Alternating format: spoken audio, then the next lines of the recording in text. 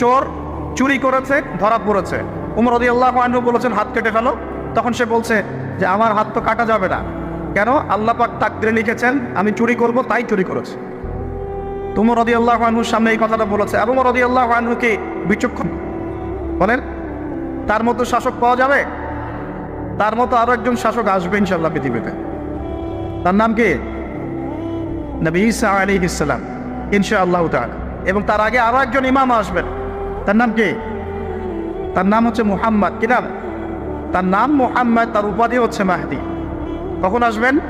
যখন পৃথিবীতে যুদ্ধ বিগ্রহ ছড়িয়ে পড়বে, ব্যাপক আকারে মালহামা চলবে, তখন আসবেন। কাদের পক্ষে আসবেন? মুসলিমদের পক্ষে। কি উদ্দেশ্যে আসবেন? সারা বিশ্বে জুলুম তুলে ফেলার জন্য। এবং আরেকটা কি উদ্দেশ্য? ওই জেরুজালেম উদ্ধার করার জন্য। কোন জেরুজালেম? যেটা এখন ইহুদিরা দখল করে আছে। চারপাশে আরবরা, মাঝখানে ও কেমন করে দখল করে আছে?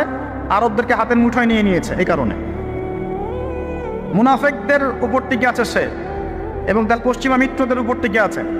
ঈসা আলাইহিস সালাম কেন আসবেন? এই জায়গাটা পুনরুদ্ধার করার জন্য। ঈসা আলাইহিস সালাম কি পরাজিত হবেন না বিজয়ী হবেন? কত বছর বিশ্ব শাসন করবেন?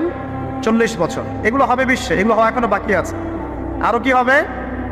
মুসলিমরা কনস্ট্যান্টিনোপল আবার জয় করবে। এই কনস্ট্যান্টিনোপলের মধ্যে ফিতনা দেখা দিবে অচিরেই, মুসলিমরা ওইটা আবার দখল করবে ইনশাআল্লাহ তাআলা। আরো কি হবে? বললাম ভূমিকম্পের বছরগুলো আসবে সামনে, এবং মুতায়নুন শাদীদ, মহামারীও আসবে। আরো কি? বড় বড় 3টা ভূমিকম্প বাকি আছে এখনো। আগে বলেছি লেকচারে, একটা পৃথিবীর পূর্বে, একটা পশ্চিমে, একটা মাঝখানে। এগুলো এখনো বাকি আছে। বিশ্বে অনেক কিছু হওয়া এখনো বাকি আছে। এখন যা দেখছি এগুলোই স্বপ্ন। এগুলো চলে যাবে, সময় কি হবে? চলে যাবে। আরো নতুন সময় আসবে ইনশাআল্লাহ তাআলা। আমাদের দায়িত্ব কি? আমাদের দায়িত্ব পরিস্থিতি বুঝে দিন ধরে রাখা, আমল করা, এবং মানুষকে দিনের দিকে আহ্বান করা। আমরা যদি দায়িত্ব পালন না করি তাহলে কি হবে? আল্লাহ পাক আমাদেরকে সরিয়ে দিয়ে নতুন কম নিয়ে আসবেন। আল্লাহ পাক সূরা মুহাম্মাদে বলেছেন, ওয়া ইন তাতাওয়াল্লাউ, তোমরা যদি মুখ ফিরিয়ে নাও, ইয়াস্তাবদিল কওমান গায়রাকুম, আল্লাহ পাক নতুন কওমকে তোমাদের জায়গায় স্থলাভিষিক্ত করবেন। সুম্মা লা ইয়াকুনু আমসালাকুম, তারা তোমাদের মতো হবে না, মানে আমাদের মতো অপদার্থ হবে না। তোমার বিজয়ের শর্ত কি? আল্লাহ সূরা মুহাম্মাদেই বলেছেন, ইন তানসুরুল্লাহ ইয়ানসুরুকুম, তোমরা আল্লাহর দ্বীনকে সাহায্য করো, তবেই আল্লাহ তোমাদেরকে সাহায্য করবে। ওয়া ইউসাব্বিত আকদামাকুম, তোমাদের পা আল্লাহ দৃঢ় করে রাখবেন। আমরা আল্লাহকে সাহায্য না করলে আল্লাহ পাক আমাদেরকে সাহায্য করবেন না। সিম্পল। আল্লাহ পাক সূরা রা'দের মধ্যে বলছেন, ইন্নাল্লাহা লা ইউগাইয়িরু মা বিকওমিন হাত্তা ইউগাইয়িরু মা বিআনফুসিহিম, আল্লাহ পাক কোনো কওমের অবস্থা ততক্ষণ পরিবর্তন করেন না যতক্ষণ না সেই কওম তার নিজের অবস্থার পরিবর্তনের চেষ্টা করে। তাহলে আমাদের পরিবর্তন কেন হচ্ছে না? কারণ আমরা নামাজ ছেড়ে দিয়েছি। 90% মুসলিমের দেশে কত পার্সেন্ট নামাজ পড়ে চিন্তা করে দেখবেন। আমরা কোরআন ছেড়ে দিয়েছি। 90% মুসলিমের দেশে কত পার্সেন্ট বিশুদ্ধ করে কোরআন তেলাওয়াত করতে পারে? একটু খোঁজ নিয়ে দেখবেন। কোরআন শুমারি করে দেখেন, নামাজ শুমারি করে দেখেন, তাহলে বুঝতে পারবেন। আর যারা কোরআন পড়তে জানে তাদের মধ্যে কত পার্সেন্ট কোরআনের অর্থটা বোঝে? এটা আরো বড় বিষয়। তারপরে আবার কারা মেনে চলে? এটা আরো বড় বিষয়। আর আমরা কতজন মানুষ দিন ইসলামকে সামগ্রিক দিন হিসেবে মানি? এটাও একটা বড় বিষয়। আমরা মানি ঠিকই, আংশিক। যেমন ইবাদত বন্দেগীর জীবনে মুসলমান, অর্থনৈতিক জীবনে গিয়ে আবার সুদখোর, এমন না বিষয়টা? এমন হয় না বিষয়টা? ইবাদত বন্দেগীর জীবনে আমি পাক্কা মুসলিম, কপালের সেজদার দাগ আছে মাশাআল্লাহ, দাড়ি টুপিও আছে মাশাআল্লাহ, কিন্তু ব্যবসায় গিয়ে মাপে কম দিচ্ছি না?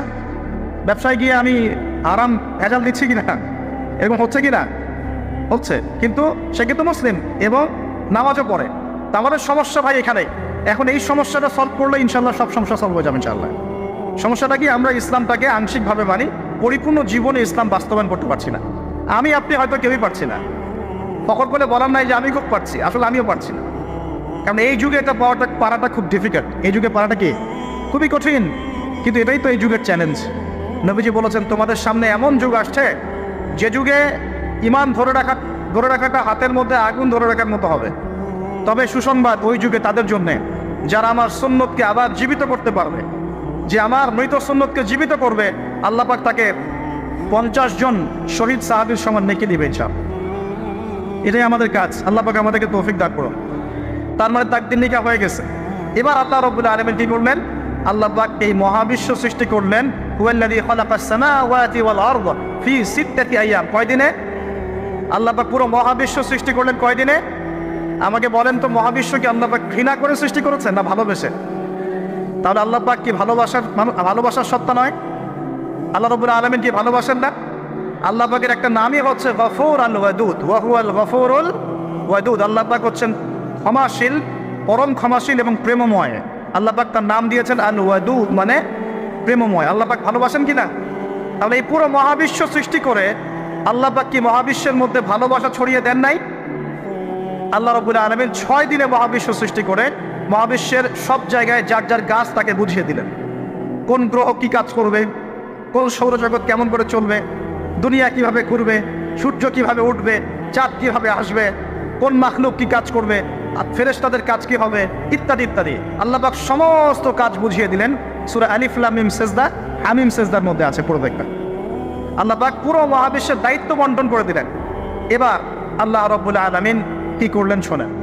আল্লাহ রাব্বুল আলামিন বলছেন, এই পুরো মাখলুক কায়নাত সৃষ্টি করার পর আল্লাহ পাক তার রহমতকে 100 ভাগে ভাগ করলেন। কত ভাগে? আল্লাহ পাকের দয়া, রহমত, ভালোবাসাকে 100 ভাগে ভাগ করলেন। ভাগ করে 1 ভাগ, মাত্র 1 ভাগ আল্লাহ পাক পুরো মহাবিশ্বে ছড়িয়ে দিলেন, বলেন সুবহানাল্লাহ। বাকি 99 ভাগ রহমত আল্লাহ পাক তার কাছে রাখলেন। এই 1 ভাগ ভালোবাসার কারণেই, এই 1 ভাগ ভালোবাসার কারণেই এই যে সন্তান কান্না করলে মায়ের বুক ফেটে যায়, সন্তান অসুস্থ হলে বাবার বুক ফেটে যায়, যেই বাবা সহজে চোখের পানি কাউকে দেখায় না, সেই বাবা জায়নামাজে দাঁড়িয়ে চোখের পানি ছাড়তে থাকে। এই 1 ভাগ রহমতের কারণে আমরা দেখি যে রাস্তার কুকুর পর্যন্ত তার বাচ্চাকে চাটে, আদর করে, মহব্বত করে। এই 1 ভাগ রহমতের কারণে আমরা আমাদের স্ত্রীদেরকে মহব্বত করি, স্ত্রীকে সুখে রাখার জন্য জীবনটা পর্যন্ত বিলিয়ে দেয়। সকাল থেকে রাত পর্যন্ত কোনো কোনো ক্ষেত্রে হারাম পথে যেটাও দ্বিধা করি না, স্ত্রী সন্তান সুখে থাক এই আশায়, তাই না ভাই? এই 1 ভাগ রহমতের কারণে, এই 1 ভাগ রহমতের কারণে গাভী দেখবেন, গাভী তার বাচ্চাকে প্রসবের পর চাটে, গাটা চেটে পরিষ্কার করে দেয়। এই 1 ভাগ রহমতে পুরো কায়নাত টিকে আছে। আর নবী সাল্লাল্লাহু আলাইহি ওয়াসাল্লাম বলছেন, বাকি 99% রহমত আল্লাহ পাক তার কাছে রেখেছেন।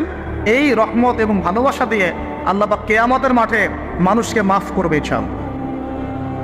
তার মানে বলেন আল্লাহু আকবার। তার মানে আমরা আশা করতে পারি ইনশাআল্লাহ তাআলা আমরা আল্লাহর জান্নাত পাবো ইনশাআল্লাহ। পাবো কিনা? শুধু একটা কাজ যদি উম্মত করতে পারে জান্নাত পাবে। বলে দেবো কোনটা? অনেক কাজই আছে, কিন্তু স্পেশাল একটা কাজ, একটা। আল্লাহ রাব্বুল আলামিন মেরাজের রাতে তার নবীকে উঠিয়ে নিয়েছিলেন, উঠিয়ে নিয়ে কাছে নিয়ে আসছেন, একদম কাছে, আর যে আরশের কাছাকাছি। নবী সাল্লাল্লাহু আলাইহি ওয়াসাল্লাম বলছেন, ওই সময় তার উপর 3টা স্পেশাল ওয়াহি করা হয়েছে। কয়টা? 3টা। একটা হচ্ছে 50 ওয়াক্ত নামাজ। কত ওয়াক্ত? এটা কমতে কমতে কমতে কত ওয়াক্ত হয়েছে? 5। 5কেও কমানোর জন্য কোন নবী বলছিলেন? মুসা আলাইহিস সালাম বলছেন 5ও পারবে না, কমায় নিয়ে আসেন। 5ও যে পারবে না, মুসা আলাইহিস সালাম কেমন করে জানলেন? তার উম্মত 2 ওয়াক্ত নামাজ পড়ে। কয় ওয়াক্ত নামাজ ফরজ ছিল? ওই 2 ওয়াক্ত তার আদায় করতে পারে নাই। এই অভিজ্ঞতা থেকে তিনি বলেছেন যে আপনার উম্মত 5 ওয়াক্ত পারবে না। সত্যি না মিথ্যা কথাটা? আসলেই কি উম্মত 5 ওয়াক্ত নামাজ পড়তে পারছে? আচ্ছা, যাই হোক, আল্লাহ পাক আমাদেরকে পড়ার তৌফিক দান করুন। দ্বিতীয় ওহী হচ্ছে সূরা বাকারার শেষের 3টা আয়াত। কয় আয়াত? সূরা বাকারার শেষের 3 আয়াত ওহী করেছেন কে? আল্লাহ রাব্বুল আলামিন। কোনো ব্যক্তি যদি রাতের বেলা সূরা বাকারার শেষের 3টা আয়াত পড়ে সারা রাত ইবাদত করে নেকি পাবে ইনশাআল্লাহ। আর 3 নাম্বারটা হচ্ছে স্পেশাল, সেটা হচ্ছে আল্লাহ পাক বলেছেন, হে মুহাম্মদ সাল্লাল্লাহু আলাইহি ওয়াসাল্লাম, বলেন সাল্লাল্লাহু আলাইহি ওয়াসাল্লাম, তোমার উম্মতের কোনো ব্যক্তি যদি আসমান জমিনের সমান গোনা নিয়ে আমার সামনে দাঁড়ায়, আসমান জমিন সমান গোনা নিয়ে আমার সামনে দাঁড়ায়, কিন্তু আমার সাথে শিরকের পাপ নাই, আমার সাথে কোনো শিরকের পাপ করে নাই, ইনশাআল্লাহ আমি আল্লাহ তার সামনে আসমান জমিন সমান ক্ষমা নিয়ে হাজির হব ইনশাআল্লাহ। তার মানে আমরা যদি ইনশাআল্লাহ তাআলা শিরকের পাপ থেকে দূরে থাকতে পারি, ইনশাআল্লাহ আশা করা যায় আমরা আল্লাহর সন্তুষ্টি পাবো ইনশাআল্লাহ। এরপর আল্লাহ রাব্বুল আলামিন কি করলেন? আল্লাহ রাব্বুল আলামিন পুরো মহাবিশ্ব সৃষ্টি করে সব দায়িত্ব ভাগ করে দিলেন। ভাগ করে দেওয়ার পরে আল্লাহ পাক জান্নাত জাহান্নাম সৃষ্টি করেছেন কিনা? আচ্ছা, জান্নাত এবং জাহান্নাম কার কার জন্য সৃষ্টি করেছেন বলেন? জিন আর মানুষ। আচ্ছা, এখন জান্নাতের চেয়ে কি শান্তির কোনো জায়গা আছে? আচ্ছা, এই জান্নাত কার জন্য সৃষ্টি করেছেন? জিন আর মানুষ। আচ্ছা, তাহলে আল্লাহ পাক মানব জাতিকে ভালোবাসেন কিনা? ভালোবাসেন কিনা? আপনি যখন কাউকে ভালোবাসবেন তাকে সবচেয়ে সুন্দর গিফট দিতে চাইবেন কিনা? তার জন্য সবচেয়ে ভালোটা কিনতে চাইবেন কিনা? আল্লাহ পাক জান্নাত তৈরি করেছেন কাদের জন্য? আমাদের জন্য। তার মানে আল্লাহ পাক আমাদেরকে ভালোবাসেন কিনা? অবশ্যই বাসেন। আল্লাহ রাব্বুল আলামিন জাহান্নামও তো সৃষ্টি করেছেন। এখন যদি বলি যে তাহলে আল্লাহ পাক কি আমাদেরকে ভালোবাসেন না? জাহান্নামে কিভাবে দিবেন? উত্তরটা কি হবে তাহলে? উত্তর হচ্ছে এই যে যদি আল্লাহ না করুক কোনো ব্যক্তি জাহান্নামে যায়, তাহলে বুঝতে হবে সেই ব্যক্তি জাহান্নামে যাওয়ার যোগ্য ছিল বলেই জাহান্নামে গিয়েছে। কথা কি বুঝতে পারছেন? আর যদি কোনো ব্যক্তি জান্নাতে যায়, তাহলে বুঝতে হবে সেই ব্যক্তির উপর আল্লাহ পাক দয়া করেছেন বলেই সে জান্নাতে গিয়েছে। মানুষ তার আমল দিয়ে জান্নাতে যেতে পারবে না। মানুষ তার আমল দিয়ে জান্নাতে যেতে পারবে না, আল্লাহ দয়া অনুগ্রহ দিয়ে জান্নাতে যাবে ইনশাআল্লাহ। আল্লাহ পাক আমাদের সবাইকে সেই দয়া অর্জন করার তৌফিক দান করুন। সামনে রহমত পাওয়ার একটা সুবর্ণ সুযোগ আসছে, সেটা হলো রমজান মাস। কি মাস? রমজান মাস। আমরা দোয়া করি আল্লাহ পাক আমাদের সবাইকে সুস্থতার সাথে রমজানের সবগুলো রোজা রাখার তৌফিক দান করুন। নবীজি বলেছেন এই মাসে যে ইবাদত করে তার গুনাহ মাফ করাতে পারলো না, তার জন্য ধ্বংস করে নাউজুবিল্লাহ। আমরা তো রমজান আসার আগে দুনিয়াবি প্ল্যান করছি, রমজানে কিভাবে ব্যবসায় উন্নতি করব, রমজানে কিভাবে বেশি লাভ করব। হ্যাঁ, তো রমজান মাস হচ্ছে ইবাদতের মৌসুম। আল্লাহ পাক আমাদের সবাইকে রমজান মাসে 5 ওয়াক্ত নামাজ পড়ার তৌফিক দান করুন, কুরআন তেলাওয়াত করার তৌফিক দান করুন, কোরআন বুঝে পড়ার তৌফিক দান করুন, তারাবির নামাজ জামাতে পড়ার তৌফিক দান, এবং বেশি বেশি মানুষকে ইফতার করানোর তৌফিক দান করুন। যাদের যাকাত ফরজ হয়েছে, যাকাত দিচ্ছেন না, আল্লাহর ওয়াস্তে রমজান মাসে যাকাত দিয়ে দিবেন ইনশাআল্লাহ। আর আমি কিন্তু আগেই বলেছি রমজান মাসে ভাই দ্রব্যমূল্যের দাম কিন্তু খুব চড়া ওঠানামা করুন। অতএব যাদের সামর্থ্য কম তাদের ঘরে ইফতার পৌঁছে দেওয়ার দায়িত্ব কার? যা আমাদের। যাদের সামর্থ্য আছে তারা, যারা সামর্থ্যবান নয় তাদের ঘরে ঘরে মাসের বাজার পৌঁছে দেবেন ইনশাআল্লাহ। তার আল্লাহ পাক তৌফিক এনায়েত করুন বলি আমি। এবার দেখেন আল্লাহ পাক সৃষ্টি করলেন আদম আলাইহিস সালামকে। তাকে এর আগে আল্লাহ পাক জিন-জাতি সৃষ্টি করেছেন, আমি ওইদিকে যাচ্ছি না, আমি মানুষের কথা বলছি। আদম আলাইহিস সালামকে আল্লাহ পাক কেমন করে সৃষ্টি করেছেন? আল্লাহ পাক সূরা সাদের মধ্যে বলেছেন যে খলাকতু বিয়াদাই, খলাকতু বিয়াদাই, আমি আদমকে আমার হাত দিয়ে সৃষ্টি করেছি। কি দিয়ে? হাত দিয়ে। এটা কি ভালোবাসার বহিঃপ্রকাশ নয়? আল্লাহ পাক কি আমাদেরকে ভালোবাসেন না? ভালোবাসেন। আচ্ছা, এই দুনিয়াতে যত কিছু আছে, এই দুনিয়ার আকাশ বাতাস নদী নালা পানি অক্সিজেন সবকিছু কার জন্য সৃষ্টি করা হয়েছে? গরু ছাগলদের জন্য, মানুষের জন্য। মূল দায়িত্ব কার? মূল অধিকার কার? মানুষের নয় কি? তাহলে এই পুরো বিষয়গুলো কি আল্লাহ পাকের ভালোবাসার বহিঃপ্রকাশ নয়? হ্যাঁ। আচ্ছা, এবার আসেন, আল্লাহ পাক আদম আলাইহিস সালামকে সৃষ্টি করে সমস্ত নাম শিক্ষা দিয়েছেন। এই যে নাম শিখানো মানে জ্ঞান শিখানো, এই জ্ঞান শিখানোটা কি আল্লাহর দয়া ভালোবাসা নিদর্শন নয়? একটু ধরাই দিচ্ছি আপনাদেরকে। এবার সামনে আসেন, আল্লাহ পাক ফেরেশতাদের সামনে তাকে উপস্থাপন করলেন, করে বললেন সব ফেরেশতা তোমরা যারা আছো সেজদা করো আদমকে। এই যে আমাদের পিতাকে সম্মানিত করা হচ্ছে, এটা কি ভালোবাসার বহিঃপ্রকাশ নয়? এবার আমাদের পিতাকে সম্মানিত করা হলো, ইবলিস সেজদা করলো না, সে কিয়াস করলো, বাতিল কিয়াস যুক্তি দিল আমি তার চেয়ে শ্রেষ্ঠ ইত্যাদি। আল্লাহ পাক ইবলিসকে অভিশপ্ত করলেন, আমাদের পিতা তাকে জান্নাতে রাখলেন। এই যে জান্নাতে রাখলেন, এটা কি আল্লাহ পাকের ভালোবাসা নয়? এবার আল্লাহ পাক আদম আলাইহিস সালামের পাঁজর থেকে সৃষ্টি করলেন তার স্ত্রী হাওয়া আলাইহিস সালামকে। ওই যে শুরুতে বলেছি স্রষ্টা একা থাকতে পারলেও সৃষ্টি কি পারবে? এই জন্য আদম আলাইহিস সালামের পাঁজর থেকে তার স্ত্রীকে সৃষ্টি করা হয়েছে। উভয়ের মাঝখানে ভালোবাসা দিয়ে দেওয়া হয়েছে। বলেন সুবহানাল্লাহ। এই জিনা ভালোবাসা নিদর্শন নয়, বিয়ে শাদী হচ্ছে ভালোবাসার নিদর্শন। আল্লাহ পাক বলেছেন সূরা রুমের মধ্যে, ওয়াজআলা বাইনাহুমা মাওয়াদ্দাতাও ওয়া রাহমা, আমি আল্লাহ স্বামী স্ত্রীর মধ্যে ভালোবাসা এবং হৃদ্যতা সৃষ্টি করে দিয়েছি। বলেন সুবহানাল্লাহ। তার মানে এই হারাম সম্পর্ক যেটা দেখছেন, এটা হলো একটা জেনার পথ। আর যখন আমরা হালালভাবে বিয়ে শাদী করবেন, আপনারা করবেন, তখন দেখবেন আল্লাহ পাকের পক্ষ থেকে ভালোবাসার সৃষ্টি হয়ে যাবে ইনশাআল্লাহ।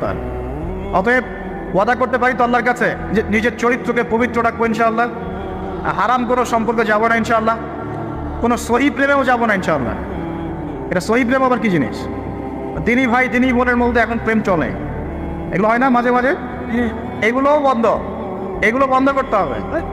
হালাল উপার্জনের সোর্স হয়ে গেলেই, হালাল উপার্জনের সোর্স হয়ে গেলেই দিনদার মেয়ে দেখে বিয়ে করে ফেলবেন ইনশাআল্লাহ। অন্য কোনো পথে যাবেন না, কোনো হারাম পথে যাবেন না। ওয়াদা করেন ইনশাআল্লাহ? রাজি আছেন তো ইনশাআল্লাহ? আল্লাহ কবুল করুন, আমিন। আর বিয়ের সময় অবশ্যই দিনদারিতা দেখবেন, অন্য কিছু না। অন্য কিছু পরে, দিনদারিতা আগে। দিনদারিতা আছে, নামাজ পড়ে, পর্দা করে, মাশাআল্লাহ সব দিক ঠিক আছে, তারপরে দেখবেন আপনি অন্য কিছু, তার আগে নয়। কথা ঠিক আছে? একইভাবে মেয়েদের ক্ষেত্রেও, যে আগে দেখবেন না ছেলে কত বড় চাকরি করে, ছেলের কত বড় বাড়ি আছে, গাড়ি আছে, এটা পরে। আগে দেখবেন ছেলে নামাজি কিনা, সুন্নত আছে কিনা, ইসলামের জন্য তার সফট কর্নার আছে কিনা, ইসলাম প্র্যাকটিস করে কিনা, এগুলো আগে দেখবেন। এগুলো না দেখলে কি হবে জানেন? বিয়ের 1 বছর 2 বছর পরেই বুঝতে পারবেন দুনিয়াটা জাহান্নাম হয়ে গেছে। নাউজুবিল্লাহ। দুনিয়াতেই তখন জাহান্নামের আযাবের স্বাদ ভোগ করতে হবে। নাউজুবিল্লাহ। আল্লাহ পাক আমাদেরকে হেফাজত করুন, আমিন। তো এই যে আল্লাহ পাক আদম আলাইহিস সালামের পাঁজর থেকে সৃষ্টি করলেন কাকে, এবং ভালোবাসা দিয়ে দিলেন উভয়ের মাঝখানে, এটা কি আল্লাহ পাকের দয়া নয়? আল্লাহ পাক ভালোবাসেন না?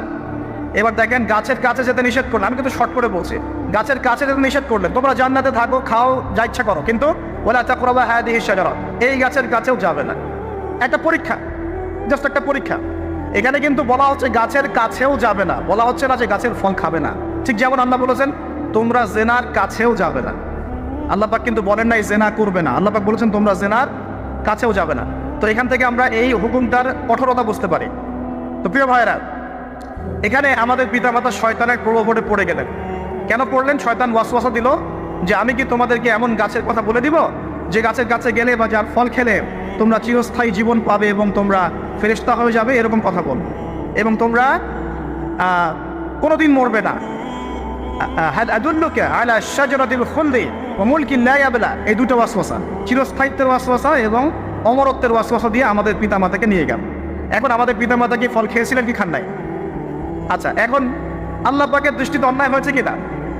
এরপরে আমাদের পিতামাতা কি করলেন? বললেন রব্বানা যালামনা আনফুসানা ওয়া ইল্লাম তাগফির লানা ওয়া তারহামনা লানাকুনান্না মিনাল খাসিরিন। এই যে দোয়াটা তারা করলেন, এই দোয়াটা করার পরে আল্লাহ পাক কি তাদেরকে মাফ করে দিয়েছেন কি দেন নাই? বলেন, কথা বলেন। আল্লাহ পাক মাফ করে দিয়েছেন কি দেন নাই? এই যে অন্যায় করার পরেও আল্লাহ যে ক্ষমা করে দেন, মানে গুনাহ করার পরেও যে আদম সন্তানকে আল্লাহ পাক মাফ করে দেন, এটা কি আল্লাহ পাকের রহমত, দয়া কি নয়? আচ্ছা, এটা আল্লাহ পাকের নিদর্শন ছিল ভালোবাসার। এরপর আল্লাহ পাক দুনিয়াতে পাঠিয়ে দিলেন, কারণ এটা পরীক্ষা। দুনিয়াটা পরীক্ষার জায়গা, পরীক্ষা দিচ্ছি আমরা এখানে। এখন পরীক্ষার ক্ষেত্রে কি আল্লাহ পাক আমাদেরকে একা ছেড়ে দিয়েছেন? আল্লাহ পাক কি আমাদেরকে একা ছেড়ে দিয়েছেন? না, আল্লাহ পাক দুনিয়াতে পাঠিয়ে আমাদেরকে গাইডলাইন দিয়েছেন কিনা, কিভাবে চলতে হবে, কি করা যাবে কি করা যাবে না, কিভাবে চলবো কিভাবে চলবো না। আল্লাহ পাক কি ওহী নাজিল করেছেন কিনা? এই ওহী নাজিল করাটা কি আল্লাহ পাকের রহমত কিনা, আল্লাহ পাকের দয়া কিনা, ভালোবাসা কিনা? আল্লাহ পাক কি একা ছেড়ে দিয়েছেন না নবী রসুল পাঠিয়েছেন? এই যে নবী রসুলদেরকে পাঠিয়েছেন, এই নবী রসুলগণ কি আল্লাহর পক্ষ থেকে রহমত কিনা? বলেন, না হলে আমরা কি করতাম? দুনিয়াতে কেমন করে চলতাম, কিভাবে পথ খুঁজে পাইতাম, কেমন করে ইবাদত করতাম, আমরা কি জানতে পারতাম? আল্লাহ পাক রহম করে, ভালোবেসে, দয়া করে নবী রসুল পাঠিয়েছেন, আসমানি কিতাব পাঠিয়েছেন। বলেন সুবহানাল্লাহ। এখন এই নবীদের সিলসিলায় আল্লাহ পাক যে সর্বশেষ নবী মুহাম্মদ সাল্লাল্লাহু আলাইহি ওয়াসাল্লামকে পাঠিয়েছেন, এইটা দয়া কিনা? এটা আল্লাহ পাকের দয়া নয়? আল্লাহ পাকের রহমত নয়? আল্লাহ পাক কি বলেন নাই যে তিনি হচ্ছেন রাহমাতুল লিল আলামিন, তিনি পুরো বিশ্ব জগতের রহমত নয় কি? আচ্ছা, এখন আমাদেরকে যে আল্লাহ পাক নবী মুহাম্মদ সাল্লাল্লাহু আলাইহি ওয়াসাল্লামের উম্মত বানালেন, এটা কি আরো বড় রহমত কিনা? বলেন তো। জান্নাতে যাবে 120 কাতার মানুষ। কত কাতার? 120 কাতার মানুষ ইন টোটাল জান্নাতে যাবে। তার মধ্যে উম্মতে মুহাম্মাদের কত কাতার জানেন? 80 কাতার। কত কাতার? বলেন সুবহানাল্লাহ। তাহলে এটা কি আল্লাহ পাকের দয়া নয়? আল্লাহ আমাদেরকে ভালোবাসেন না? আচ্ছা, আল্লাহ পাক যে আমাদের কাছে তাওরাত, জবুর, ইনজিল না পাঠিয়ে আল কোরআনের মতো কিতাব পাঠিয়েছেন, যে কিতাবের সমস্ত সমাধান আছে, এটা আল্লাহ পাকের রহমত, দয়া নয়, ভালোবাসা নয়? আচ্ছা, এখন আল্লাহ পাক দুনিয়াতে চলার জন্য আমাদেরকে জীবন দিয়েছেন, হায়াত দিয়েছেন, সুস্থতা দিয়েছেন, পরিবার দিয়েছেন, আমাদের ব্যবসা বাণিজ্য দিয়েছেন, আমাদের স্ত্রী সন্তান দিয়েছেন, আমাদেরকে চলাফেরা করার ক্ষমতা দিয়েছেন। একটা চোখ নষ্ট হয়ে গেলে বুঝতে পারে মানুষের কত কষ্ট হচ্ছে, একটা পা না থাকলে বুঝতে পারে কত কষ্ট হচ্ছে। এই করোনার সময় যারা শ্বাস নিতে পারে নাই, তাদের কত কষ্ট হয়েছে। সুস্থ আছি, সুন্দর আছি, পরিবার আছে, আল্লাহ রিজিক দিচ্ছেন, 3 বেলা খাওয়াচ্ছেন, কাপড় দিচ্ছেন, শিক্ষার ব্যবস্থা করছেন, ইবাদত করার সুযোগ দিচ্ছেন, গুনাহ করলেও আবার মাফ করে দিচ্ছেন। এই সব কিছুকে আল্লাহ পাকের ভালোবাসা নয়? এই ভালোবাসাগুলো কি নিঃস্বার্থ ভালোবাসা না স্বার্থ ভিত্তিক ভালোবাসা? এই আল্লাহ পাকের কোনো স্বার্থ আছে? আল্লাহ পাক আমাদের কাছে কিছু চান? রিজিক চান, টাকা পয়সা চান? আল্লাহ পাকের যদি ইবাদত করে আমরা ছেড়ে দেই, আল্লাহর কোনো ক্ষতি হবে? আমরা ইবাদত করে ভাসিয়ে ফেললাম, আল্লাহর কোনো লাভ আছে? আল্লাহ পাকের শক্তি কি আরো বেড়ে যাবে না কমবে? নাকি যেমন আছে তেমনই থাকবে? আল্লাহ রাব্বুল আলামিনের শান শওকত কি আরো বেড়ে যাবে, নাকি আল্লাহ পাকের শান শওকত কমে যাবে? আল্লাহ রাব্বুল আলামিন যেমন, আল্লাহ পাক তেমনই থাকবেন, তাই নাকি? আল্লাহ পাকের যে বিশাল খাজানা আছে, আমরা যদি ইবাদত করে ভাসিয়ে ফেলি, খাজানা কি বেড়ে যাবে? আমরা যদি সবাই ইবাদত করা ছেড়ে দেই, খাজানা কমে যাবে? আল্লাহ পাকের কোনো স্বার্থ আছে আমাদের ভালোবাসার? কোনো স্বার্থ নাই। তাহলে আল্লাহ পাক এই পুরো বিশ্ব জগৎ সৃষ্টি করেছেন নিঃস্বার্থভাবে, তার স্বার্থ ছাড়া। এত অসংখ্য নেয়ামতে আমাদেরকে ভর্তি করে রেখেছেন আমাদের স্বার্থে, তার কোনো স্বার্থ নাই? কোনো স্বার্থ আছে? এই পরীক্ষায় পাশ করলে আমরা আবার জান্নাতে যাবো ইনশাল্লাহ। ওই জান্নাতে যাওয়ার পরে কি আমাদের স্বার্থ থাকবে না আল্লাহ পাকের স্বার্থ থাকবে? সুবহানাল্লাহ। এই এতটুকু যদি বুঝতে পারি, আল্লাহ পাক একমাত্র সত্তা যিনি আমাদেরকে প্রকৃত অর্থে ভালোবাসেন। বাকি যত কিছু আছে আমাদের চারপাশে, এই ভালোবাসাগুলোর পিছনে একটা একটা স্বার্থ থাকে। কথা বুঝতে পারছেন না? মনে হয় সন্তানকে অনেক ভালোবাসেন, বুঝলাম, পিতামাতা, কিন্তু এই সন্তান যদি আপনার মনের মতো করে না চলে, একসময় কিন্তু আপনিও সন্তানের উপর রুষ্ট হবেন না? স্ত্রীর জন্য এত কিছু করছেন, দেখবেন কোনো একদিন আপনি করতে পারলেন না, দেখবেন সেদিনই আপনাকে একদম ধুয়ে রেখে দিল একেবারে। এমন হয় কি না? তা আমাদের ভালোবাসাগুলোর পিছনে কোনো স্বার্থ থাকে কিনা? আর এই যে জেনা চলছে, এই জেনার মধ্যে মূল স্বার্থটা কি? যৌনতা। মূল স্বার্থ কি? ছেলেও চায় মেয়েকে ভোগ করতে, মেয়েও চায় ছেলেকে ভোগ করতে, এবং বলে না না এটা পবিত্র ভালোবাসা, আমরা বিয়ে করার জন্যই জেনা করেছি, নাউজুবিল্লাহ। তাই না? বলে না আমরা তো বিয়ে করবো, সমস্যা কি? তো ফ্রি মিক্সিং করলে কি সমস্যা? তাহলে বিয়ে যদি করবা তাহলে মেলামেশা বিয়ের পরেই করো, ব্যাস, নিঃস্বার্থ প্রমাণ হবে। বিয়ে যদি করার উদ্দেশ্য থাকে তাহলে বিয়ের আগে আর দেখা সাক্ষাৎ করো না, কথাবার্তা বলো না, একবার বিয়ে করো তারপরে করো, তখন দেখবেন না না এটাতে রাজি না। তারপরে স্বার্থ এখানে আছে। তারা নিঃস্বার্থভাবে কে আমাদেরকে ভালোবাসে। অতএব প্রিয় ভাইয়েরা এবং বোনেরা যারা শুনছেন লেকচার, নিঃস্বার্থভাবে যে সত্তা আমাদেরকে ভালোবাসেন সেই সত্তাকে ভালোবাসতে শিখুন। আল্লাহ পাক তৌফিক দান করুন। এখন আল্লাহ পাক আমাদেরকে কিছু কিছু ক্ষেত্রে ভালোবাসতে বলেছেন, যেমন আল্লাহ পাক তার দিনকে ভালোবাসতে বলেছেন, আল্লাহ পাক তার নবীকে ভালোবাসতে বলেছেন, আল্লাহ পাক আমাদের পিতামাতাকে ভালোবাসতে বলেছেন, আল্লাহ পাক আত্মীয়তার সম্পর্ক রক্ষা করতে বলেছেন, আল্লাহ পাক রক্তের সম্পর্ক বজায় রাখতে বলেছেন, আল্লাহ পাক স্ত্রী সন্তানকেও ভালোবাসতে বলেছেন। আল্লাহ পাক কিন্তু তার রাস্তায় জানমাল ব্যয় করে আল্লাহর পথে দাওয়াত এবং জিহাদ করতে বলেছেন। এখন এগুলো আল্লাহ বলেছেন বলে আমরা করব, আল্লাহ পাক ভালোবাসতে বলেছেন বলে আমি ভালোবাসি, কিন্তু উদ্দেশ্য হবে আল্লাহর সন্তুষ্টি অর্জন করা। আমি কেন আমার মাকে ভালোবাসি? বিকজ আমার মায়ের পায়ের নিচে আমার জান্নাত, আল্লাহ ভালোবাসতে বলেছেন তাই বাসি। আমি কেন বাবাকে ভালোবাসি? আল্লাহ ভালোবাসতে বলেছেন তাই ভালোবাসি। আমি কেন আমার স্ত্রীকে ভালোবাসবো? কারণ আল্লাহ পাক ভালোবাসতে বলেছেন তাই বাসবো। আমি কেন আমার সন্তানকে ভালোবাসবো? আল্লাহ পাক বলেছেন নেককার সন্তান আমার জন্য ওসিলা হবে, এজন্য ভালোবাসবো। আল্লাহ পাক আমাকে বলেছেন নবীকে ভালোবাসতে, আমি নবীকে ভালোবাসবো। আল্লাহ পাক যে বিষয়গুলোকে ভালোবাসতে বলেছেন আমরা অবশ্যই ভালোবাসবো ইনশাআল্লাহ। কিন্তু আল্লাহ পাক কি আমাকে হারাম এই 14ই ফেব্রুয়ারির এই ভ্যালেন্টাইন্স ডেকে ভালোবাসতে বলেছেন? আল্লাহ পাক ইহুদি খ্রিস্টানদের সংস্কৃতিকে ভালোবাসতে বলেছেন? আল্লাহ পাক জেনা করতে বলেছেন? এই ফ্রি মিক্সিং করতে বলেছেন? আল্লাহ পাক পতিতালয় রাত কাটতে বলেছে? গার্লফ্রেন্ডকে ফুল দিতে বলেছে? আল্লাহ রাব্বুল আলামিন কি বলেছে বিয়ের আগে শারীরিক সম্পর্ক করো? আল্লাহ পাক বলেছে যে আজকে সকালে সম্পর্ক করো, কালকে ব্রেকআপ, তারপর আরেকটা মেয়ের সাথে, তারপর আরেকটা ছেলের সাথে? আল্লাহ পাক ফোনে ফোনে এসব প্রেম করতে বলেছে? আল্লাহ পাক এগুলো হারাম করেছেন, বাস আমি করবো না, সিম্পল। নিজের প্রবৃত্তি অনেক কিছু চাইবে, নিজের প্রবৃত্তিকে আল্লাহর সামনে আত্মসমর্পণ করার নাম হচ্ছে ইসলাম। মন যা চায় তা করা যাবে না। কেন? কারণ আমি কারাগারের জীবনে বসে আছি, কারাগারের মধ্যে মন যা চায় তাই করা যাবে না। এই কাজগুলো কখন করব? আমি বিয়ে শাদী করার পরে করব। বিয়ে শাদী করবেন, আপনি স্ত্রীকে নিয়ে ঘোরেন, স্ত্রীকে নিয়ে আল্লাহর সৃষ্টি দেখেন, স্ত্রীকে নিয়ে আপনি বাইকে ঘোরেন, রিক্সায় ঘোরেন, চটপটি খান, ফুচকা খান, আইসক্রিম খান, কোনো সমস্যা নাই। এবার তো যুবকরা বলবো যে ভাই বিয়ে শাদী তো দেয় না, কি করব? আমি পরামর্শ দিচ্ছি বড় ভাই হিসেবে, প্রথমে হালাল রিজিকের সোর্স করতে হবে। রিজিকের সোর্স না করে বিয়ে করা যাবে না, আত্মসম্মান থাকবে না। তাহলে পুরুষ মানুষের আত্মসম্মান তখন চলে যায় যখন হাত পাততে হয়, তখন। যখন আপনি রিজিকের সোর্স তৈরি করেছেন, আপনি স্বাবলম্বী, আপনি মাশাআল্লাহ মাসে 10-20-30 হাজার টাকা আর্ন করেন বা 1 লাখ 2 লাখ টাকা আর্ন করেন, আলহামদুলিল্লাহ, কারো কাছে হাত পাততে হয় না, সবাই দেখবেন আপনাকে সম্মান দিবে। যখন আপনার অন্যের কাছে হাত পাততে হবে তখন দেখবেন স্ত্রীও সম্মান করছে না। তো এই জন্য ডিগনিটি আগে, ডিগনিটি ফার্স্ট। আপনার ডিগনিটি অর্জন করতে হলে একটা হালাল উপার্জনের সোর্স লাগবে, এক। তারপরে পিতামাতাকে বোঝানোর চেষ্টা করবেন। যদি কাউকে পছন্দ করেও থাকেন, না দেখেই বা শুনে যে হ্যাঁ ওখানে একজন দিনদার মেয়ে ইত্যাদি, তাহলে পারিবারিকভাবে বিয়ের প্রস্তাব পাঠাবেন, নিজে পণ্ডিতি করতে যাবেন না, পারিবারিকভাবে পাঠাবেন। যদি রাজি হয় আলহামদুলিল্লাহ, রাজি না হলে কি নিজে নিয়ে পালায় যাবেন? এই কাজ করতে যায় না। ইস্তেখারা করবেন। কি করবেন? ইস্তেখারা 2 রাকাত নফল নামাজ পড়ে আল্লাহর কাছে দোয়া করবেন। হিসনুল মুসলিম বইটা কিনবেন, ওখানে দেখবেন ইস্তেখারার দোয়া আছে। ইস্তেখারা মানে হচ্ছে আল্লাহর সাথে পরামর্শ করা। আল্লাহ, আমি এই কাজটা করতে যাচ্ছি, যদি কাজটা আমার জন্য ভালো হয়, আমার দুনিয়া আখিরাতের জন্য ভালো হয়, আল্লাহ কাজটাকে তুমি সহজ করে দাও, আল্লাহ কাজটার মধ্যে বরকত দান করে দাও, আর যদি এই কাজটা দুনিয়া আখিরাতের জন্য খারাপ হয়, আল্লাহ তুমি কাজটাকে সরায় দাও, আমাকেও কাজটা থেকে সরায় দাও। এটা হচ্ছে ইস্তেখারা। এই দোয়া বেশি বেশি করলে ইনশাআল্লাহ আল্লাহর পক্ষ থেকেই ফয়সালা হবে। আর এই জায়গায় বেশি ব্যতিব্যস্ত হবেন না। অনেক সময় কিন্তু ফ্যান্টাসিতে ভুগি আমরা, অস্থির হয়ে যাই। অস্থির হলেই ডিসিশন নিতে ভুল হবে, অস্থির হলেই ডিসিশন নিতে ভুল হবে। স্থির থাকতে হবে। নিজেকে স্থির রাখার জন্য কি করবেন? বেশি বেশি নফল রোজা রাখবেন। বেশি বেশি কি করবেন? নফল রোজা রাখবেন। আর ভালো কাজে ব্যস্ত রাখবেন নিজেকে। ভালো কাজে কি করবেন? ব্যস্ত রাখবেন। একা একা থাকলে আর এই যে খারাপ সার্কেলের মধ্যে থাকলেই মাথার মধ্যে শয়তান ভর করবে, তখন দেখবেন অস্থির হয়ে গেছেন আপনি। আর স্থির হওয়ার চেষ্টা করেন, ভালো কাজে ব্যস্ত রাখেন, হালাল পথ অবলম্বন করে হারাম থেকে বেঁচে থাকেন। এখন যে জায়গায় আসছিলাম, এখান থেকে আস্তে আস্তে শেষের দিকে যাবো। দেখুন, আল্লাহ পাক যে বিষয়গুলোকে ভালোবাসতে বলেছেন আমি ভালোবাসবো, এই ভালোবাসা জায়েজ, হালাল। এই ভালোবাসার উদ্দেশ্য আল্লাহর সন্তুষ্টি অর্জন করা। এই ভালোবাসার উদ্দেশ্য এই নয় যে আমি যাকে ভালোবাসি তার কাছে আমি কিছু প্রত্যাশা করছি।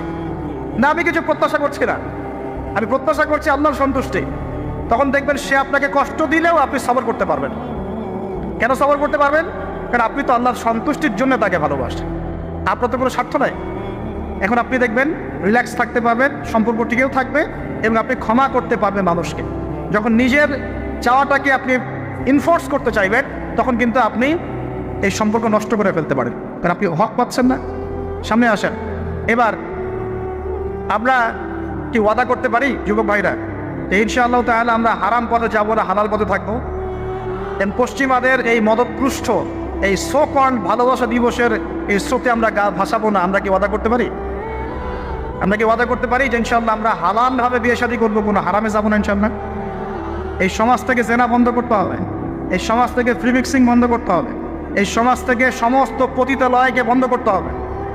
বন্ধ করে আমরা সামাজিক উদ্যোগ নিয়ে প্রয়োজনে আমাদের পলিটিক্যাল পাওয়ারকে কাজে লাগিয়ে সমস্ত পতিতালয়গুলো বন্ধ করে ওই মেয়েদের রিজিকের জন্যে আমরা বিকল্প ব্যবস্থা করবো। ইচ্ছা আমরা টাকা পয়সা একত্রিত করে তাদের জন্য কর্মসংস্থান করতে পারি না? এইগুলো কাজ করে নারীর অধিকার প্রতিষ্ঠা করা যায় না? নাকি রাস্তাঘাটে গেলে স্লোগান দিয়ে প্রতিষ্ঠা করা যাবে? সমস্ত যে নোংরা জায়গাগুলো আছে এগুলো বন্ধ করে ওই মেয়েরা কিন্তু কারো মা, ওরা দেখবেন কারো বোন, কারো স্ত্রী বা কারো সহধর্মিনী কিছু একটা হবেন।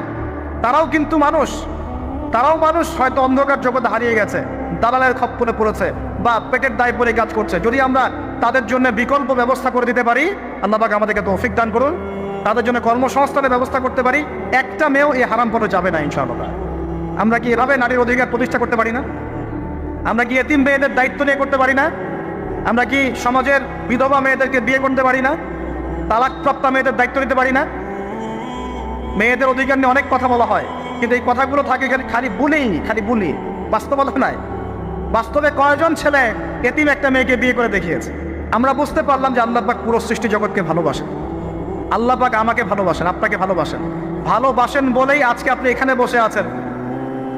আল্লাহ পাক আপনাকে ভালোবাসেন বলেই লক্ষ লক্ষ কোটি কোটি মানুষ এখন জেনা করছে, আজকের দিনে আপনি ওয়াজ মাহফিলে বসে আছেন। আল্লাহ পাক আপনাকে ভালোবাসেন বলেই আপনি আল্লাহকে সিজদা দেওয়ার তৌফিক পেয়েছেন। আপনি লা ইলাহা ইল্লাল্লাহ কালিমা শিখেছেন, আপনি এই যে কোরআন পড়তে শিখেছেন, কোরআন পড়ছেন, হাদিস পড়ছেন, নবীর দ্বীনের প্রতি মহব্বত আছে, আল্লাহ আপনাকে ভালোবাসেন বলেই হচ্ছে। কখন বুঝবেন আল্লাহ আপনাকে ভালোবাসে? যখন আল্লাহ পাকের অনুমোদিত কাজগুলো আপনার ভালো লাগবে। নামাজ পড়তে ভালো লাগছে, রোজা রাখতে ভালো লাগছে, কোরআন তেলাওয়াত করতে ভালো লাগছে, আল্লাহর জিকির করতে ভালো লাগছে, আলেম ওলামার সাথে থাকতে ভালো লাগছে, ঠিক আছে? আল্লাহর হালাল কাজগুলো যখন ভালো লাগবে বেশি বেশি, বুঝবেন আল্লাহ আপনাকে নির্ঘাত মহব্বত করেন। আর যখন আল্লাহ পাকের নিষেধগুলো, হারাম, মদ আমার ভালো লাগে না, জেনা ভালো লাগে না, আমার খারাপ জিনিস দেখতে ভালো লাগে না, খারাপ শুনতে ভালো লাগে না, বুঝবেন আল্লাহ আপনাকে ভালোবাসেন। আর যখন দেখবেন খারাপের পিছনে আপনার ঝোঁক বেশি, দুর্নীতি করতে ভালো লাগে, সুদ খাইতে ভালো লাগে, ঘুষ খাইতে ভালো লাগে, কাউকে ঠকাইলে মনে আমি স্মার্ট হয়ে গেলাম, হ্যাঁ, মানুষের টাকা আত্মসাৎ করতে ভালো লাগে, নামাজ না পড়ে ঘুম দিতে ভালো লাগে, ঠিক আছে, রমজান মাসে বিড়ি টানতে ভালো লাগে, ঠিক আছে, মেয়ের সাথে যে টাঙ্কি মারতে ভালো লাগে, তখন বুঝবেন যে আল্লাহ আপনাকে এখনো ভালোবাসেন বা আপনি আল্লাহর ভালোবাসা পাওয়ার যোগ্যতা হারিয়ে ফেলেছেন। আল্লাহ পাক আমাদেরকে বোঝার তৌফিক দান করুন। এখন আসি, আল্লাহ পাক এবং তার রাসূল আমাদেরকে এমন কি কি কাজ বলেছেন যেই কাজগুলো করলে আমরা সরাসরি আল্লাহর ভালোবাসা পাবো ইনশাআল্লাহ। জানার দরকার আছে কি নাই? আমি অল্প কয়েকটা কাজ বলে শেষ করছি। এক নাম্বার, আল্লাহ এবং তার রাসূল আমাদেরকে জানিয়েছেন আমরা যদি তাওহীদের উপর থাকতে পারি, একত্ববাদ, লা ইলাহা ইল্লাল্লাহ, আল্লাহর ভালোবাসা পাবো ইনশাআল্লাহ। যে ব্যক্তি শিরকের পাপে লিপ্ত আছে সে আল্লাহর ভালোবাসা পাবে না, পাবে না, পাবে না, যতক্ষণ না সে তওবা করে ফিরে আসছে। অতএব আল্লাহর ভালোবাসা পাওয়ার জন্য এক নম্বর কাজ কি ভাই? আল্লাহর তাওহীদের কালিমা লা ইলাহা ইল্লাল্লাহ এর উপর থাকা, শিরক বাদ দেওয়া। শিরক সম্পর্কে জানার জন্য একটা বই পড়েন, কিতাবুত তাওহীদ। কি নাম বললাম? কিতাবুত তাওহীদ। একটাই পড়েন, দেখবেন ইনশাআল্লাহ শিরক কাকে বলে, কত প্রকার, কি কি, কোন কোন কাজ করলে শিরক হয়, সব জানতে পারবেন ইনশাআল্লাহ। এই বইটা একটু কঠিন, এই বইটার ব্যাখ্যা বের হয়েছে, ব্যাখ্যা যুক্ত বই কিনবেন এবং যেগুলো বুঝবেন না ওলামায়ে কেরামকে জিজ্ঞাসা করবেন, কারণ সবগুলো কিন্তু বুঝতে পারবেন। এক নম্বর। দুই, নবী সাল্লাল্লাহু আলাইহি ওয়াসাল্লামের অনুসরণ করলে আল্লাহ আমাদেরকে ভালোবাসবেন। দলিল আল্লাহ পাক সূরা আলে ইমরানের মধ্যে বলছেন 31 নম্বর আয়াতে আল্লাহ বলছেন, কুল, হে নবী আপনি বলে দিন, ইন কুনতুম তুহিব্বুনাল্লাহ, তোমরা যদি, হে আদম সন্তান, হে উম্মতে মুহাম্মাদি, তোমরা যদি আল্লাহর ভালোবাসা পেতে চাও, ফাত্তাবিউনি, তোমরা আমাকে অনুসরণ করো। কাকে? আমাকে বলতে কাকে? রাসূলুল্লাহ সাল্লাল্লাহু আলাইহি ওয়াসাল্লামকে। তাহলে কি হবে? ইউহিব্বুকুমুল্লাহ, আল্লাহ পাকও তোমাদেরকে ভালোবাসবেন। বলে সুবহান। আল্লাহ আমাকে ভালোবাসবেন ইনশাআল্লাহ। আর কি? ইয়াগফির লাকুম যুনুবাকুম, আল্লাহ পাক তোমাদের সমস্ত গুনাহ মাফ করে দিবেন। আল্লাহু গফুরুর রহিম, আল্লাহ পাক পরম করুণাময়, অসীম দয়ালু।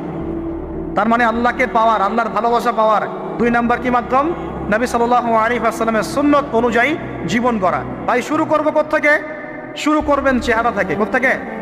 চেহারায় দাড়ি ছেড়ে দিব ইনশাআল্লাহ, রাজি আছি তো? গফ ছোট করে ফেলবো ইনশাআল্লাহ, রাজি আছি তো ইনশাআল্লাহ? চেহারায় সেজদার দাগ থাকবে ইনশাআল্লাহ, তার মানে নামাজি হতে হবে, ঠিক আছে? পোশাক পরিচ্ছদ হবে রাসূলুল্লাহ সাল্লাল্লাহু আলাইহি ওয়াসাল্লামের মতো, ঢিলে ঢালা মুত্তাকিদের পোশাক। চুল হবে কার মতো? মেসি নেইমারের মতো, নাকি রাসূলুল্লাহ সাল্লাল্লাহু আলাইহি ওয়াসাল্লামের মতো? এখনকার ছেলে পেলে মাঝখানে চুল রাখে, ডান দিক বাম দিক ছিলে ফেলে। এই সুন্নত কোথায় পেয়েছো তোমরা? এগুলো ত্যাগ করতে হবে। মনে রাখবেন, একটা সুন্নত, নবীর একটা সুন্নতকে যদি ভালোবেসে কি আমল করে, ইনশাআল্লাহ নবীর সুপারিশ পাবে। ওর একটা সম্পাদক ছিল, তার নাম হচ্ছে শফিক রহমান। কি রহমান? অনলাইনে ঘাটেন, দেখেন পাবেন। এ লন্ডনে থাকতো, ওখানে পড়াশোনা করছে, ওখানকার কৃষ্টি কালচার শিখে এসে 1993 সালে প্রথম বাংলাদেশের মাটিতে এইভাবে ঢাকঢোল পিটায় এই বিশ্ব ভালোবাসা দিবস চালু করা হয়, যার মধ্য দিয়ে এই কাজগুলো এখন হচ্ছে। কত সালে? 1993। এই যে ইয়াং জেনারেশন কেউই জানে না, এগুলা ছুটতেছে, একটার পিছনে ছুটতেছে। আমাদের ইয়াংদের মূল প্রবলেম এটা, একটা সামনে কিছু দেখলে দৌড় দেওয়া শুরু করে। আর দাঁড়াও রে ভাই, দেখো এটা কার, কোত্থেকে আসছে, এর সাথে আমাদের কোনো সম্পর্ক আছে কিনা, এটা আমাদের সংস্কৃতি কিনা, এটা করলে আল্লাহ আবার আমাকে ধরবে কিনা, রাসূল আবার আমার উপর রাগ হবে কিনা কিয়ামতের মাঠে, আমার আমল নামে আবার গুনাহ জমাবে কিনা, এবার হিসাব আমি কেমন করে দিব, এক চিন্তা করতে হবে না? তুমি তো ভাই মুসলিম পরিবারের যুবক, মুসলিম পরিবারের যুবতী, তোমাদের তারা তো আশা করা যায় না। অন্যরা করুক, সেটা না হয় আলাদা বিষয়, আমরা ওগুলো দেখতেও চাই না কে কী করে। 1993-তে এটা বাংলাদেশে আসে, আবার বাংলাদেশে আবার ডাবল জাহেলিয়াত আসছে। কীরকম? যেটা আবার অন্য কান্ট্রিতে আসে নাই। বাংলাদেশে এই দিনে আবার আরও একটা দিবস একসাথে, ওটার নাম পহেলা ফাল্গুন। কি নাম বলেন? এই দুইটা মিলে এখন উদযাপন হবে কালকে থেকে। তো এই উদযাপন করতে আপনাদের সাগর পারে সব ভিড় জমায় ফেলছে, হোটেল সব বুক, 3 গুণ 4 গুণ ভাড়া। মাশাআল্লাহ, আপনারাও তো যারা হোটেল মালিক আছেন এই সুযোগ লুফে নিচ্ছেন। হ্যাঁ, ব্যবসা বেশি হবে, তারপরে খাওয়া দাওয়ার হোটেলের প্রাইস বেশি হবে। শোনেন, একটা হারামকে কেন্দ্র করে যা কিছু অর্জন করবেন সব হারাম। একটা হারামকে কেন্দ্র করে যা কিছু অর্জন করবেন আপনি সবই হারাম। বরং এখন আপনার বলা উচিত ছিল, ইমানদার হলে, আমার হোটেল আজকে বন্ধ, আমি এই দিবস উপলক্ষে ভাড়া দিই না। সাগরের সামনে তারা এগুলো করতেছে, সাগরের এক একটা ঢেউ এটা সাক্ষী থাকতেছে। এই সাগরের এক একটা ঢেউ, যে ঢেউ আল্লাহর হুকুমে আসে, আল্লাহর হুকুমে চলে। আপনি ইমানদার মানুষ, আল্লাহর বান্দা, আল্লাহর মুমিন বান্দা, আপনার জন্য আল্লাহ সাগরের তলদেশে অসংখ্য নিয়ামত রিজিক দিয়ে দিয়েছেন, আমাদের জন্য দিয়েছেন, ওকে আমাদের অনুগত করে দিয়েছেন। দাঁড়ান আপনি তার সামনে, ও বিনয়ের সাথে আপনার পা ধুয়ে দিবে। সাগর বিনয়ের সাথে আপনার কি করবে? পা ধুয়ে দিবে। আর এই সাগরকে আল্লাহ যদি কোনোদিন বলেন, এইখানে এরকম এই অশ্লীলতা হয়েছে, বেহায়াপনা হয়েছে, জিনা হয়েছে, ব্যভিচার হয়েছে, সমকামিতা হয়েছে, এই সাগর তুমি এই সমস্ত এলাকাবাসীকে ধ্বংস করে দাও, কি করবেন সেদিন? ঠেকাতে পারবেন? আমি কাউকে সন্তুষ্ট করার জন্য কথা বলছি না, আর কারো অসন্তুষ্টির পরও আমি করছি না। যেটা হক সেটা আমাকে বলতে হবে, কারণ যদি আমি না বলি ওই গজব আসলে আমি সদ্য ধ্বংস হয়ে যাব।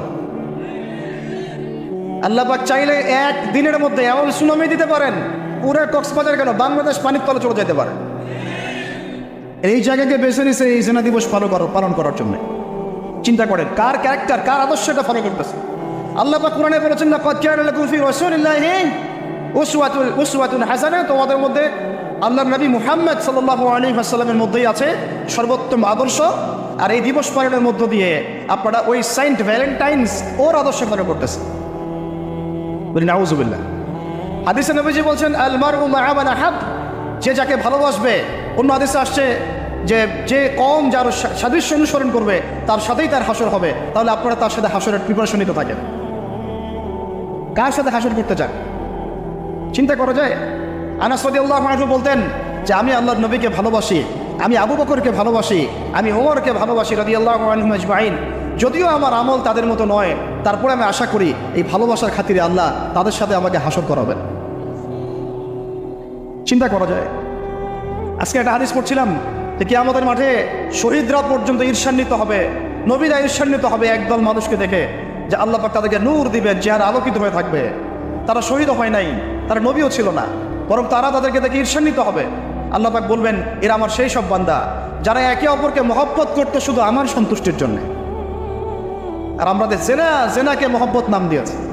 এখন আমি এই জায়গাটা থেকে একটু ভিতরে যাই। দেখেন 1993 সালে এটা চালু হওয়ার পর থেকে কি হলো, আসলে হলোটা কি দেখেন। হলো মানে কি, একটু মনোযোগ দেওয়ার দিকে তোমরা ইয়াংরা, যখন এটা লাইসেন্স পেয়ে গেল, পৃষ্ঠপোষকতা পাচ্ছে, তখন আসলে হচ্ছেটা কি। একটা জিনিস লাইসেন্স ছিল না, পৃষ্ঠপোষকতা ছিল না, মানুষ অল্প কিছু মানুষ করতো, সেটা আলাদা বিষয়। আর যখন একটা বিষয়ে মানে আপনি ঢাক ঢোল পিটায় উদযাপন করতেছেন, তখন এটা একটা কি পেয়ে যায়, একটা আনুষ্ঠানিকতা পেয়ে যায়, একটা লিগালাইজড হয়ে যায় জিনিসটা। মনে হয় যে ওটাই মনে হয় করণীয়, ওটা যারা করছে না ওরাই মনে হয় ব্যাকডেটেড, এমন হয়ে যায় বিষয়টা। হলো কি তারপরে হলো ছেলে মেয়েদের ফ্রি একটা মিক্সিং শুরু হয়ে গেল। ছেলে মেয়ে মানে আল্লাহ পাক যে বলেছেন যে তোমরা দৃষ্টি নিচু করো, এটা যে কোরআনে আছে যে একটা গায়রে মাহরামের দিকে চোখ পড়লে যদি খারাপ চিন্তা চলে আসে, চোখটা কি করো, নিচু করো, ছেলে হোক মেয়ে হোক। এই আয়াত কোরআনেই পড়ে থাকলো। চক্ষু নিচু করে তো দূরের কথা, চোখের চোখ রেখে এখন কিস করতেছে মনে করেন বিষয়টা, তাই না? কথা কি বুঝতে পারেন? আল্লাহ পাক কোরআনে বলছেন, আমি শর্ট করে বলতেছি যেটা আপনাদের টাইমটাও মানে একটা ফ্যাক্ট, আপনার বাসায় গিয়ে পড়ে দেখবেন। আল্লাহ পাক কোরআনে বলেছেন, ওয়ালা তাকরাবা হাযিহিশ শাজারা। একটু বোঝার চেষ্টা করেন। এই কথাটা আল্লাহ পাক বলেছেন আমাদের পিতা এবং মাতাকে, আদম আলাইহিস সালাম এবং হাওয়া আলাইহিস সালামকে। দেখো তোমরা জান্নাতের সব জায়গায় ঘোরো, খাও, কোনো সমস্যা নাই। ওয়ালা তাকরাবা হাযিহিশ শাজারা, এই গাছে উঠবা না, কথাটা এমন না। এই গাছের পাতা ধরবা না, কথাটা এমন না। এই গাছের ফল টান দিও না, কথাটা এমন না। এই গাছের ছায়ায় বসিও না, কথাটা এমন না। আল্লাহ পাক বলছে ওয়ালা তাকরাবা, এই গাছের কাছেও আরো জোরে বলেন, এই গাছের কাছেও যেও না। ফল খাওয়া তো দূরের কথা, গাছে উঠা তো দূরের কথা, গাছের নিচে বসা তো দূরের কথা, কাছেও সেম কথা আল্লাহ পাক সূরা বনী ইসরাঈলের মধ্যে বলছেন, ওয়ালা তাকরাবুজ জিনা।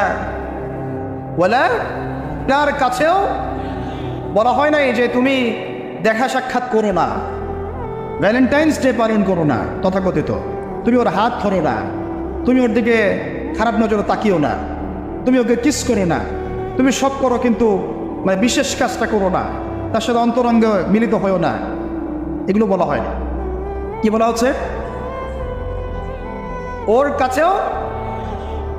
আর আমরা এখন কাছে যেও না আল্লাহ কোরআনে বলেছেন, আর সমাজ বলতেছে এটাই হলো কাছে আসার গল্প। এটা কি কাছে আসার?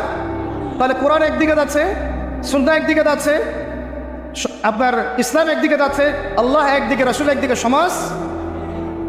তাহলে নিঃসন্দেহে এই সমাজের উপর আল্লাহর বরকত নাজিল হবে, আল্লাহর রহমত আসবে। এটা বোঝার চেষ্টা করেন।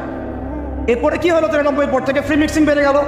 এখন দিবস পালন, আপনি তো পরিবারের পিতামাতাও মেনে নিচ্ছে যে আরে এটা তো ছেলে মেয়েরা এখন পড়েই, সমস্যা কি? ফ্রি মিক্সিং বেড়ে গেল। ফ্রি মিক্সিং বাড়া মানেই জেনা বাড়া। এখন অবৈধ সম্পর্ক বেড়ে গেল। কেউ এটাকে জেনা মনেই করবে না। 500 টাকা 1000 টাকা দিয়ে জেনা করা যায় এক রাতের জন্য। জেনা হয়ে গেল সহজ, একদম সহজ। যে জেনার কারণে সমাজে এমন মহামারী নেমে আসে, এমন রোগ নেমে আসে যেটা আগে কখনো ছিল না। করোনা তো কিছুই না, দেখেন সামনে আরো কি আসতেছে। ওটা তো কিছুই ছিল না। শুধুমাত্র জেনার কারণে, বেহায়াপনার কারণে, সমকামিতার কারণে এবং অশ্লীলতার কারণে আল্লাহ পাকের পক্ষ থেকে এমন এমন রোগ ব্যাধি আসে, বালা মুসিবত আসে, যা আগে কখনো পৃথিবীতে আসে নাই। আমাদের সবার প্রস্তুতি গ্রহণ করা উচিত। ভ্যাকসিন বানাইতে থাকেন এখন থেকে। প্রস্তুতি মানে কি? প্রস্তুতি মানে ভ্যাকসিন। প্রস্তুতি মানে এটা নেবে না যে এগুলো থেকে আমরা দূরে থাকি, তওবা করে ফিরে আসি, এটা ওদের কাছে প্রস্তুতি না। প্রস্তুতি মানে গজব আসুক, দেখা যাবে, ভ্যাকসিন নেবো তখন, দেখা যাবে সমুদ্রের ঢেউ আসুক, আশ্রয় কেন্দ্র বানাবো, ওখানে গিয়ে থাকবো, দেখা যাবে সুনামি আসলে দেখা যাবে যে যে এলাকায় উঁচু ওই এলাকায় সব মানুষকে গিয়ে রাখবো। আমাদের প্রস্তুতি এইটা না যে আমরা আল্লাহর হারাম থেকে ফিরে আসি, তওবা করি, আল্লাহ বরকত দিবে, রহমত দিবে, মাফ করে দিবে, এটা প্রস্তুতি না আমাদের। এটাই হচ্ছে আমাদের বুদ্ধির অবস্থা। এই বুদ্ধি নিয়ে আমরা দাবি করি আমরা বুদ্ধিজীবী, এই বুদ্ধি নিয়ে আমরা সমাজ চালাই, এই মাথা নিয়ে আমরা সমাজ চালাই। কে টিকতে পারছে? ফিরআউন টিকতে পারছে? নমরুদ টিকতে পারছে? কে টিকতে পারছে পৃথিবীতে? আজ জাতি, সামুদ জাতি, কওমে নূহ, কওমে শুআয়ব, কে টিকতে পারছে? এখনকার নব্য যারা ফেরাও, নব্য নমরুদ, নব্য আবু জাহেল, এরাও টিকতে পারবে? কোশ্চিন কারণ দেখেন। তারপরে প্রিমিক্সিং বেড়ে গেল, প্রেমিক প্রেমিকা কপত কপতি, যুগল বিনিময়ে যুগলবন্দি হচ্ছে। তারপরে জেনা বেড়ে গেল, পরকীয়া বেড়ে গেল, জেনা বেড়ে গেল, পরকীয়া বেড়ে গেল। অথচ কোরআন বলছে জেনা করলে কোরআনের শাস্তি হচ্ছে 100 বেত্রাঘাত দিতে হবে। কতটা? আর ওইটা আপনি দিবস পালন করতেছেন এখন। আল্লাহ বলছেন এটা করলে 100 বেত্রাঘাত, আর 1 বছরের জন্য ওই এলাকা থেকে নির্বাসন। এটা কোরআন বলছে, সূরা নূরের আয়াত 2 নম্বর 3 নম্বর আয়াত। এটা বলছে কোরআন, কথা বলছে এটা। আর সমাজ বলতেছে আসো কাছে আসার গল্প, আরও জেনা করো। আল্লাহ বলছেন কাছেও যেও না, আমি বলছি এটাই কাছে আসার গল্প।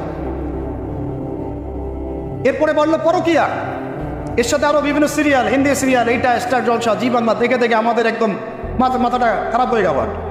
বাসায় বউ, বাইরে আরো 3টা 4টা, বাসায় স্বামী, বাইরে 3টা 4টা। এই সমস্যাটা রেয়ার না, অনেক বেশি বেশি ঘরে ঘরে ঢুকছে এটা। এর সাথে বাড়ছে সমকামিতা, এখন ছেলে ছেলের সাথে জেনা করতেছে, এখন ছেলে ছেলেও ভ্যালেন্টাইন্স পালন করবে কালকে। নাউজুবিল্লাহ মিন যালিক, নাউজুবিল্লাহ মিন যালিক। এটা কমে লুত, এটা কোন কম? কমে লুত। আল্লাহ পাক ওই কমকে এরকম করে মাটি থেকে উপরে উঠিয়ে পাথর নিক্ষেপ করে সবগুলোকে থেতলা করে মাটিতে দাফন করে দিয়েছিলেন। এখনও আপনি গুগল সার্চ করে দেখেন, জর্ডানের ডেড সি, মৃত সাগর, ওই জায়গাটা ছিল, কমে সাধু ওখানে থাকতো, নিদর্শন সামনে পড়ে আছে। আর আমাদের নবীজি বলছেন তোমরা যদি সমকামী কাউকে পাও, আল্লাযী আমিলা আমালা কওমি লূত, যে কওমে লূতের আচরণ করেছে, ফাকতুলুল ফাইলা ওয়াল মাফউলা বিহি, তাহলে যে করেছে ওকে এবং যার সাথে করা হয়েছে দুইটাকে হত্যা করবা। কে বলেছে? আপনার নবী, যে যিনি সমাজ চালান তার নবী, যার হাতে সব অথরিটি আছে, আপনার নবী কথা বলেছেন। আপনি আপনার নবীর সামনে হাউজে কাউসারে কিভাবে দাঁড়াবেন এই ফিকির আপনি গ্রহণ করেন। আরো বলেছেন তিনি, উরজুমুনা আলা ওয়াল আসফালা মিনহুমা উরজুমুহুমা জামিআ, তোমরা সমকামী কাউকে পাইলে উপরে আছে যে নিচে যে আছে দুইটাকে রজম করে থেতলা করে হত্যা করে দিবে। এটা কি ব্যক্তির জন্য এই দায়িত্বটা বর্তায় না এটা উপরের লেভেলের দায়িত্ব? এই হলো আল্লাহর বিধান, রাসূলের বিধান, আর এই হলো সমাজ, এই হলো আমাদের অবস্থান। এরপর আমরা দাবি করতেছি আমরা মুসলমান, আমরা মানে মরার সাথে সাথেই জান্নাতে চলে যাবো। নাউজুবিল্লাহ, চিন্তা করা যায়? আমরা দাবি করতেছি আমরা মুহাম্মদ সাল্লাল্লাহু আলাইহি ওয়াসাল্লামের উম্মত, আমরা তার হাতে হাউজে কাউসারও চাই, তার সুপারিশও মানে প্রত্যাশা করি, আর পুরো জীবনটা উপর থেকে নিচ পর্যন্ত তার বিরুদ্ধাচরণ করে চালাচ্ছে। এটা আমাদের দেশে 1993 থেকে শুরু হল। তারপরে পরকীয়া এগুলো আরও বাড়তে থাকলে। এর উপর আবার একটা ব্যাপার আছে, এর উপর আবার ওই 90-এর দশক থেকে এই পর্নোগ্রাফিও ছড়ায় দেওয়া হলো সব জায়গায়। মানে ভিতরে ভিতরে ফোনে ফোনে ছেলেমেয়েরা পর্ন দেখতেছে। আমার কথাটা বুঝেন, রাত্রেবেলা ভিতরে ভিতরে মনে করেন ছেলেমেয়েরা পর্নোগ্রাফি দেখতেছে। বেশি ভালো সাজার প্রয়োজন নাই, সবারই চোখে কম বেশি এটা পড়েছে। যারা অনলাইনে ঢুকেছেন জীবনে একবার হলো তার চোখে পড়বে, এটা অনলাইনের ফিতনা, তাই না? পর্নোগ্রাফিও দেখতেছে। এদিকে পর্নোগ্রাফি দেখার মধ্য দিয়ে কি হয়, মানুষ পশু হয়ে যায়। একটা মানুষ যখন পর্নোগ্রাফিতে আসক্ত হয়, ওটা ছেড়ে সে চলতে পারতেছে না। ওর সামনে আপনি 5 বছর 6 বছর একটা মেয়েকেও যদি দেন, ওকে ধর্ষণ করে রেখে দেবে। দেখেন, হ্যাঁ, কেন ধর্ষণ করলো 5 বছরের মেয়েটাকে? এটা কি সম্ভব? 5 বছর একটা মেয়ের সাথে কি মানে সেক্সুয়াল কোনো সম্পর্ক সম্ভব? কিভাবে করতে পারলো? বিকজ পর্ন দেখে দেখে ওটা মাথাটা নষ্ট হয়ে গেছে। পর্ন যেটা করেছে, পর্নোগ্রাফি আর এই জেনাগুলো যেটা করেছে, সত্যিকারের ভালোবাসার সংজ্ঞাটাই পরিবর্তন করে দিয়েছে। সত্যিকারের ভালোবাসা মানে হচ্ছে দায়িত্ব, রেসপন্সিবিলিটি, বিশ্বাস, ভালোবাসার মানুষ ভালো থাকে এটা চাওয়া, তার উপর আমার জিম্মেদারি আছে তাকে ভালো রাখা। ভালোবাসা মানে কি? স্বার্থ ত্যাগ করে তার স্বার্থ দেখা। তাই না? সম্মান, ভালোবাসার ডেফিনেশন কি? ভালোবাসা মানে কি? আমি আমার ওয়াইফকে ভালোবাসি, তার মানে কি আমি তার ইজ্জতের জিম্মাদার, তার দিকে চোখ তুলে কেউ খারাপ চোখে তাকাতে পারবে না। ভালোবাসি আমি তাকে, সে আমার, আমি তাকে অন্যের সামনে শো করতে পারবো না, সে আমার। ভালোবাসা মানে